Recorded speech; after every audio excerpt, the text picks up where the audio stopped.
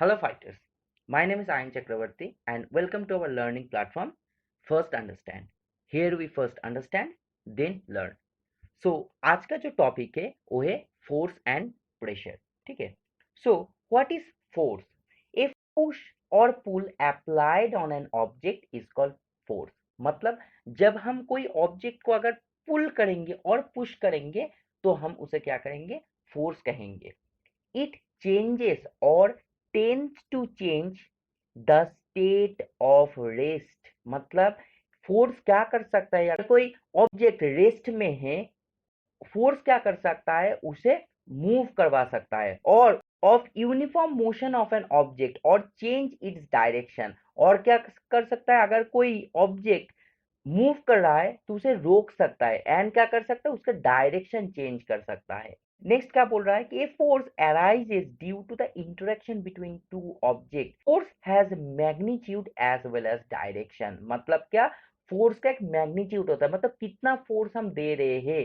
ठीक है, उसे मैग्नीट्यूड कहते हैं. एज वेल एज फोर्स का क्या होता है? डायरेक्शन होता है कि किस तरफ हम फोर्स दे रहे हैं. ठीक है, वो ऑब्जेक्ट उसी तरफ मूव करेगा. ठीक है. नेक्स्ट क्या बोल रहा है? The SI unit of force is newton. Okay. So हम जो फोर्स का मैग्नीट्यूड है वो न्यूटन यूनिट में मेजर करते हैं. ठीक है, जैसे कि लेंथ का यूनिट है एसआई यूनिट है मीटर, वैसे ही फोर्स का ऐसा यूनिट है newton. Next, a force can change the speed of an moving object as well as also can stop an object. An object को रोक भी सकता है. ठीक है. Finally we can say that the force can change the state of motion. तो इससे हम क्या बोल सकते हैं कि ऑब्जेक्ट का जो मोशन है उसे चेंज कर सकता है. अगर कोई रुका हुआ है तो उसे चलने में मदद कर सकता है, और अगर कोई चल रहा है तो उसे रोकने में मदद कर सकता है. Next, it is express as F equals to M A. तो हम फोर्स को बोल सकते हैं कि मास इनटू एक्सीलरेशन. इसका मतलब क्या है कि जिस ऑब्जेक्ट का मास जितना ज्यादा होगा उसके ऊपर फोर्स उतना ही ज्यादा लगेगा. So next, effect of force. Force से क्या होता है? जो हम अभी बोल रहे थे कि रेस्ट स्टेट, मतलब when an object is not moving, जब कोई ऑब्जेक्ट मूव नहीं कर रहा है, it means that the object is in stationary state और स्टेट ऑफ रेस्ट. ठीक है, वो रेस्ट में है, रुका हुआ है. For example, a book kept on the table. Next, motion state, मतलब a moving object is said to be in motion. एक मूविंग ऑब्जेक्ट मोशन में है, मतलब वो क्या कर रहा है? वो चल रहा है. Like a car is moving. Now force can change the shape of an object. ठीक है, फोर्स क्या कर सकता है? कोई ऑब्जेक्ट का जो शेप है उसे चेंज कर सकता है. जैसे कि you can change the shape of a dough into bread by applying force with a rolling pin. हम रोलिंग पिन से फोर्स अप्लाई करके डो का शेप चेंज कर सकते हैं. You can change the shape of a rubber band. हम एक rubber band का भी शेप चेंज करते हैं ना, फोर्स अप्लाई करके. खींचने से क्या होता है? वो बड़ा हो जाता है, अगर हम छोड़ देते हैं तो छोटा हो जाता है. एज वेल एज स्प्रिंग के साथ भी वही होता है. नेक्स्ट आते हैं टाइप ऑफ फोर्सेस. फोर्स कितना तरह का होता है? ठीक है, actually there are two types of forces. First one is contact force and the second one is non contact force. तो हम फोर्स को दो तरह से डिवाइड कर सकते हैं कि कॉन्टैक्ट फोर्स, सेकेंड आता है non contact force. First, what is contact force? Force which arises when two bodies are in contact. जब दो बॉडीज, दो ऑब्जेक्ट कांटेक्ट में हैं तो हम उसे कहेंगे कांटेक्ट फोर्स. लाइक, अब कांटेक्ट फोर्स क्या क्या है? कांटेक्ट फोर्स जैसे कि muscular force is a contact force and frictional force is also a contact force. तो कैसे मस्कुलर फोर्स एक कांटेक्ट फोर्स है? चलो हम देखते हैं. मस्कुलर फोर्स, देखो क्या बोल रहा है कि force due to the action of muscles is called muscular force. मतलब जो फोर्स को अप्लाई करने के लिए मसल्स का जरूरत पड़ता है उसे हम मस्कुलर फोर्स कहते हैं.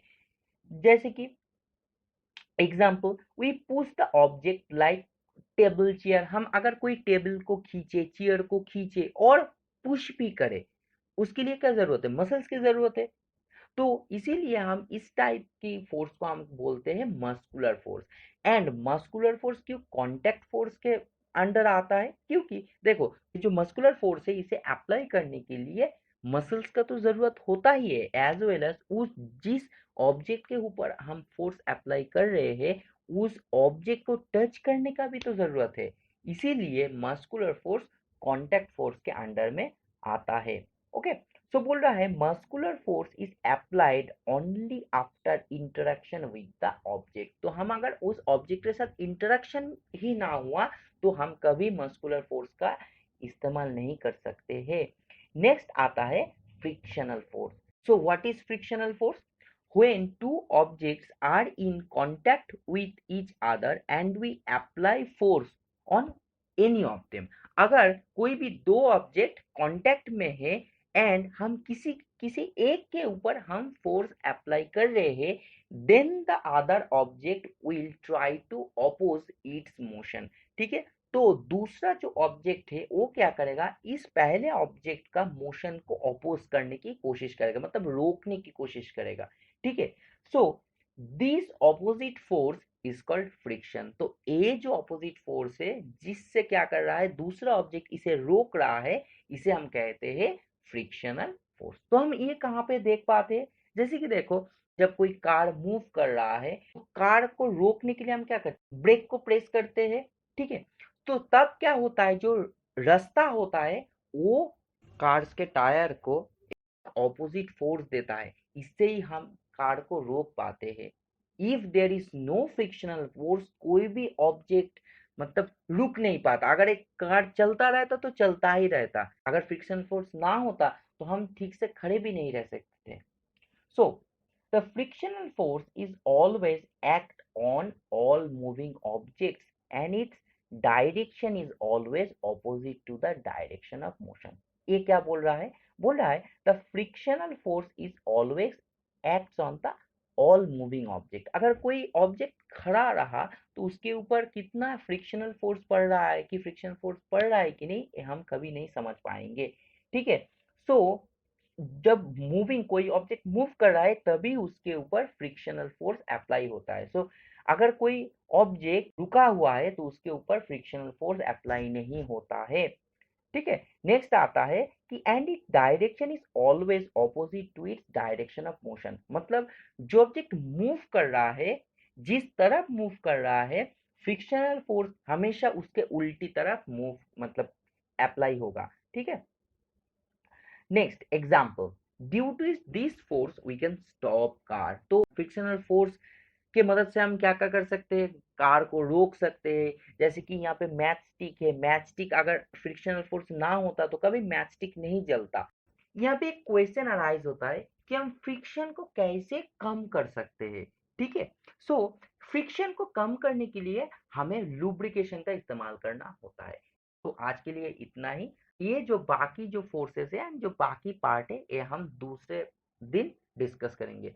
आप लोगों को कैसा लगा, कितना समझे, प्लीज कमेंट में बताना मुझे। अगर कहीं पे दिक्कत हो तो प्लीज कमेंट करके बताना। एंड हमें इनकरेज करने के लिए please like share and subscribe कर दीजिएगा। Okay, thank you.